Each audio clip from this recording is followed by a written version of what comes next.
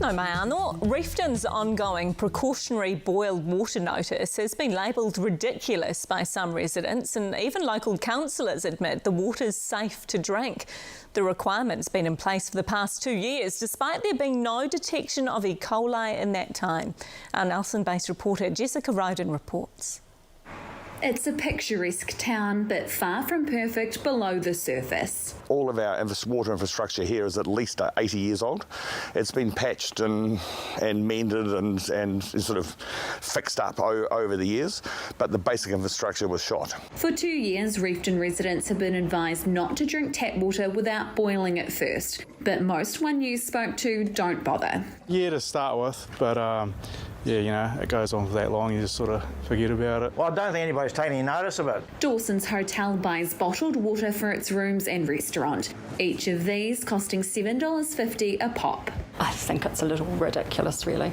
And I think we've always been very proud because we've got great water. Businesses that deal with food and beverages seem to be the worst hit by this precautionary boil water notice. One has told me they're currently using bottled water to clean dishes and make bread.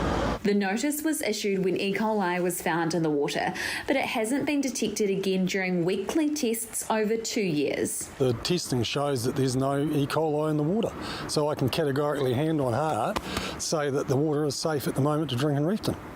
It's ludicrous to say otherwise. Even the government's new water regulator admits the notice isn't ideal. You do become, I guess, a little bit conditioned to the risk. It's a hassle to always boil your water before you drink it.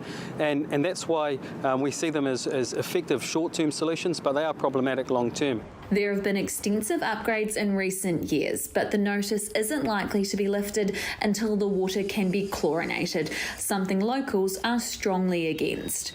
Reefton's situation exactly what the government's Three Waters reforms is aimed at. I think it's probably a similar story across the motu, in that you have quite significant investment needed to upgrade or to maintain and install drinking water infrastructure, and maybe a small base to spread that out. Bulla Council's still waiting on more details about Three Waters, while Reefton residents wait to find out when they can drink from their taps again. Jessica Roden, One News.